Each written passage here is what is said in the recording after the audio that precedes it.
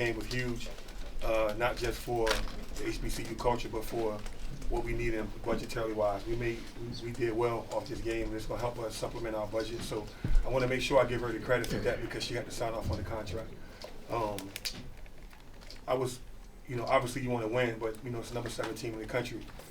But I was proud of the fight. I think all you left out of here and said that our young woman, never quit it and they didn't fight, and that's the goal. The goal is for us to get 1% better every day, and I think today we got better. We put a new offense in a couple weeks ago, right? And so all we did today and all we're doing now is trying to tweak it and get it better and move forward and get ready for conference play. Kyle?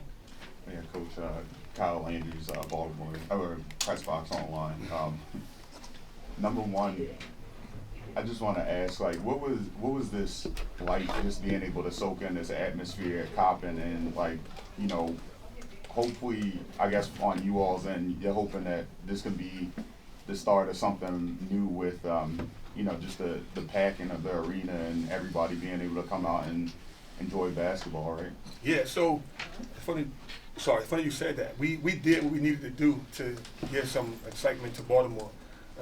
And I was happy about the fans in the stands. We had fans, right? And so obviously, you draw the defending national champions and Angels, you come out, but they saw some good basketball from Coppin State University, and that was the goal. And so hopefully from this game, we can draw some more people to our game. These young women fought hard, and we, the community, was out, and so hopefully that spills over. And that was the goal, right? The goal is to be on a big stage and fight and show people that, we have something special at Coppin State. Our record doesn't, it's not who we are, right? We've been struggling with injuries and everything. We're trying to put 8 new people together. But tonight we showed Baltimore that, it's something on North Avenue that's going to really be special. Rob? Yeah, this is for Linda and Tiffany. Just describe the atmosphere tonight. What was that like as a player to play in this type of environment, this type of crowd?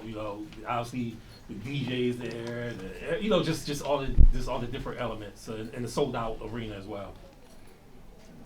She's shy. Go ahead. Okay, it was just fun. It was very loud in there, so just playing in the atmosphere like that, it gets you going. If you need energy, the crowd gives you energy, so it was just fun all the whole night, just hearing people cheering for you, even if you're doing bad and stuff. Just hearing people that's cheering for you, it makes you want to go more and more. Just don't give up type thing.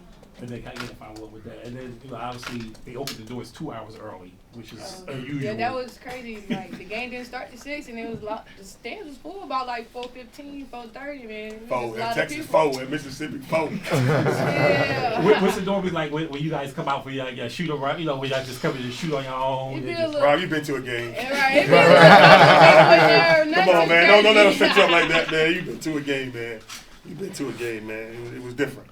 Sure. And different, obviously, in a good way, for sure. Did this exceed what you even, when you signed off on this contract, we talked in September, did this exceed what you even thought it could be?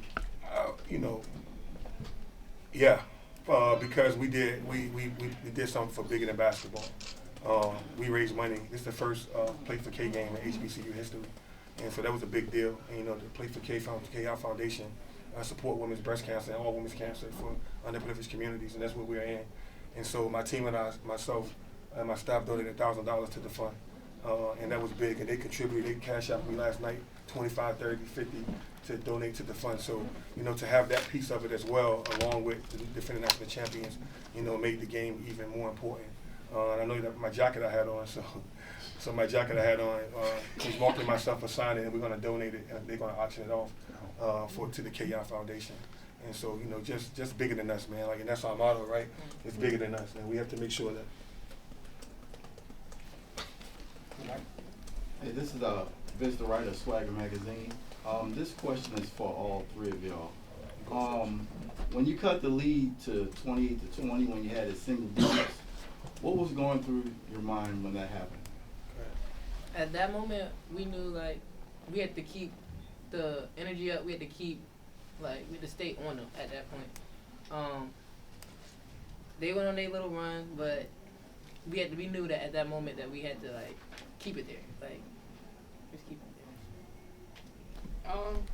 When that happened, it just let us know that we could play with them yes, they're bigger and, you know, they go bigger school, but we just, like, as an HBCU, it just made us feel like we all just college athletes on the floor. No one's bigger than nobody, and we can compete with them, we can play with them just like anybody else that we play further on down the season.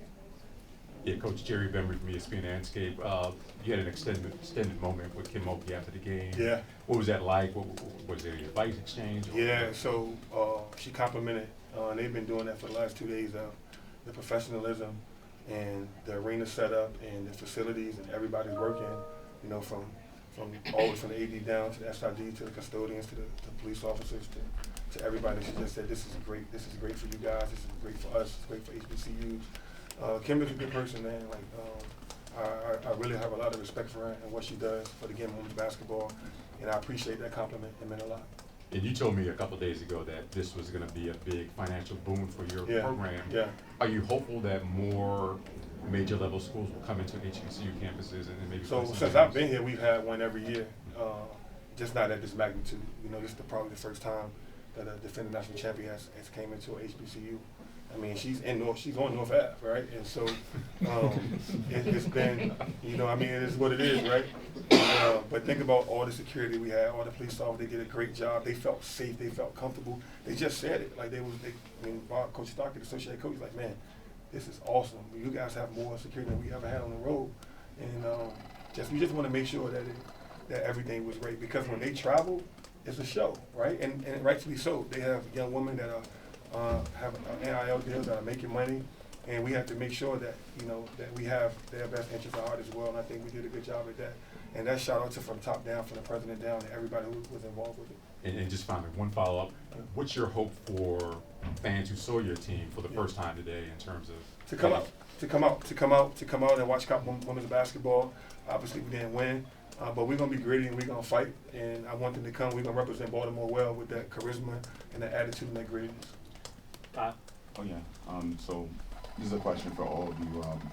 Just in terms of being able to, you know, go up against such a tough opponent and, you know, of course, we talked about the atmosphere, but, like, what was the physicality like? I know you all were in there and banging, getting rebounds, getting steals, everything that you could possibly do to win that game. I mean, what was it like going out there and trying to fight against the best?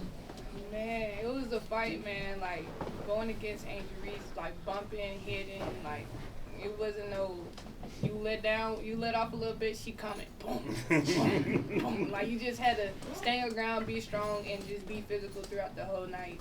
To, like, you gotta hit her first every time, or she gonna hit you. Either you hit her, or she gonna hit you. We had to be physical on both ends of the court. Like, just fighting for position, trying to rebound with girls that's, like, 6 times bigger. Yeah. 6 times bigger than you. And she down low in the zone. Yeah. They're trying to rebound over them. So, yeah, it was a physical game the whole time, offense and defense. Keith, for all of you, what do y'all want to learn from this experience? Because should y'all win the MEAC, y'all going to run into a team like this in the NCAA tournament. I mean, that's way too far ahead. We got Duke on the 29th, 28th. And even with that coming up. Yeah, so, I mean, winning the MEAC, man, like, you always say that, Keith, but, you know, we got a long ways to go before we win the MEAC. And so we're going to take it one game at a time, and again, try to get 1% better. We're not talking about winning the MEAC right now. We're talking about, you know, preparing for the MEAC and taking it one game at a time. You know, the goal is always to win, but I don't ever go in the locker room and say, like, let's win the MEAC today. All right, the goal is to get better. It's a process before you win anything. And we got to get better at that process. And that process is showing up every day, working hard in the weight room, working hard at condition ourselves to get better. And before you can win anything, any championship, it's a process to go through. So we just work on the process. And wherever that process leads us, that's where we'll fall. Well, our motto today was let go and let who? God. Let God. And that's what we're doing.